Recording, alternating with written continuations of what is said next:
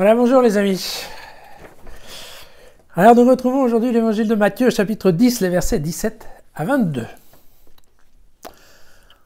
Prenez garde aux hommes, ils vous livreront aux tribunaux et vous flagelleront dans leurs synagogues. Vous serez traduits devant des gouverneurs et des rois à cause de moi. Ils auront là un témoignage, eux et les païens.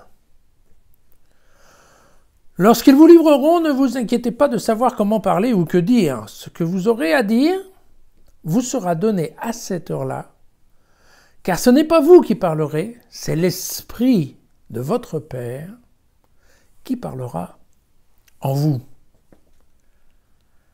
Le frère livrera son frère à la mort et le père son enfant. Les enfants se dresseront contre leurs parents et les feront condamner à mort. Vous serez haïs de tous à cause de mon nom. Mais celui qui tiendra jusqu'à la fin, celui-là sera sauvé. Et donc voilà, voilà un passage qui prévient les disciples d'une prochaine violence. Alors, tout d'abord, c'est un sujet qui est en effet toujours un peu compliqué de comprendre, c'est est-ce que Jésus était vraiment au courant de toute la violence qui allait se déchaîner contre les chrétiens après sa mort? Rien n'est moins sûr. Pourquoi? Parce que, donc comme vous le savez, on l'a déjà vu plusieurs fois, donc Jésus en fait a des discussions avec les Juifs, mais il fait partie du groupe des pharisiens, et donc il a de bons contacts avec ceux-ci. Donc on ne peut pas dire que, certes, il y a parfois des disputes, mais au moment de Jésus, il n'y a pas encore de véritable guerre entre les Juifs et les chrétiens. Ça n'apparaîtra que après 70 et la distribution du temple, quand les pharisiens vont vouloir, en effet, virer les chrétiens de leur synagogue. Jusque-là, c'est vrai qu'on ne peut pas vraiment parler de persécution, parce qu'en fait, il y a eu effectivement des mouvements, en particulier Néron, l'empereur Néron en 64 à Rome, après l'incendie de Rome, il va décider d'accuser les chrétiens, et donc en effet, il va y avoir une chasse organisée de chrétiens et probablement un certain nombre d'exécutions et de mises en prison. Ensuite, ça sera Domitien en 86, et ça se passera aussi à Rome. Et vous voyez qu'en fait, tout ça, c'est des activités qui sont plutôt à Rome. En Palestine, franchement, il se passe pas grand-chose. Alors, ce qui est vrai, c'est qu'il y a des discussions qui sont faites entre juifs et chrétiens, et ces discussions sont bien souvent dans le lieu des Sanhédrins. Alors les Sanhédrins, qu'est-ce que les Sanhédrins? C'est en fait une communauté, un regroupement de notables, dont des prêtres, mais aussi pas mal de laïcs, qui sont supposés gérer tous les problèmes d'ordre liés en fait au peuple juif. On peut dire que c'est une cour locale, une cour de justice locale, voilà. Un Sanhédrin de province, parce qu'en plus c'est organisé donc régionalement par des provinces. Là où il y a une synagogue, normalement il y a un Sanhédrin. Et un Sanhédrin, c'est normalement une assemblée de 23 personnes, voilà, en province. À Jérusalem, c'est 70 personnes.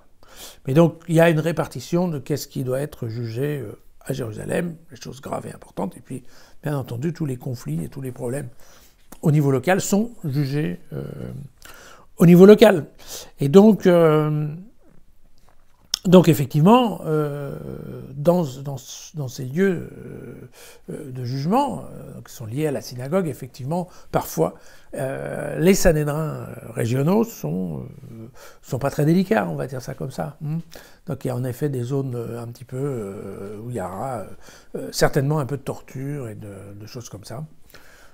Dans le cadre d'une enquête qui se veut judiciaire et qui n'est pas forcément toujours. Bon, voilà. Ça c'est la réalité, je dirais, du temps de Jésus, et ça sera une réalité pendant pas mal de temps, puisque alors vous vous souvenez que les Sanhédrins peuvent faire tout sauf condamner à mort, et c'est pour ça que Ponce Pilate sera recruté par les Juifs pour être à prononcer la peine de mort, car le Sanhédrin ne peut le faire. D'accord? Ça ne fait pas partie de ses compétences. Voilà. Alors, pourquoi est-ce qu'on parle de ça aujourd'hui? Eh bien, on parle de ça aujourd'hui parce que l'Église fête la Saint-Étienne. Alors, Saint Étienne était considéré comme le premier des martyrs chrétiens. Voilà.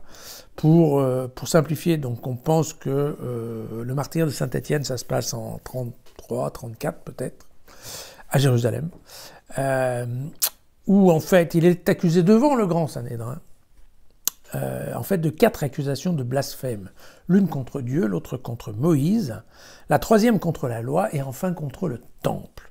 Et alors la défense de Saint Étienne nous est racontée dans les Actes des Apôtres, au chapitre 7, et on voit que c'est une défense tout à fait brillante, au sens juif du terme, avec une réfutation point par point du blasphème. Donc quelque chose de vraiment de bien ficelé, comme on dit. Et puis, ça c'est bien écrit, c'est bien décrit, je dirais, dans le livre des Actes des Apôtres, et on comprend qu'effectivement, oui, c'est pas forcément Saint Étienne qui parle, ça doit plutôt être le Saint-Esprit, parce que franchement, c'est brillant, quoi, suffisamment brillant pour qu'on puisse se douter que il y a quand même quelque part un peu d'inspiration divine. Et puis alors, par contre, ça doit être l'inspiration divine qui s'est arrêtée. À la fin du discours, Étienne commence à s'en prendre au Sanhédrin directement. Il s'en prend au juge, en fait, qu'il traite d'homme au cou raide, incirconcis de cœur et d'oreille. C'est-à-dire que dès qu'il a fini la discussion, où en fait il essaye, probablement assez positivement, de se défendre des accusations de blasphème, et bien juste après, il attaque en disant « Oui, mais attendez, le problème, c'est pas le blasphème, le problème, c'est vous. Ouais, c'est vous. Alors, c'est vous les Juifs, et c'est vous les chefs juifs, ceux du Sanhédrin. » Donc évidemment, c'est vrai que là, Étienne n'était pas très diplomate, on va dire ça comme ça. Si peu diplomate d'ailleurs que, comme nous dit le livre des Actes des Apôtres, du coup les Juifs se sont mis à grincer des dents contre Étienne, et le résultat c'est qu'ils l'ont lapidé. Voilà. Donc typiquement, c'est bien le premier martyr de la foi chrétienne, d'accord. Ça ne s'est pas fait dans le cadre d'une persécution, mais ça s'est fait dans le cadre d'une discussion avec le monde juif, et donc ça s'est fait par lapidation, puisque la lapidation est le châtiment réservé aux gens qui blasphèment. Voilà, c'est cela. L'expression qu'on trouve à la fin de cet évangile, mais celui qui tiendra jusqu'à la fin, celui-là sera sauvé, eh bien c'est ça, tenir jusqu'à la fin. Ça veut bien dire y passer, et ceci malheureusement encore dans de nombreux pays.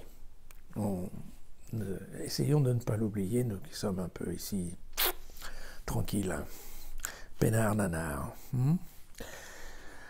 Alors voilà, pensons à eux et puis à demain.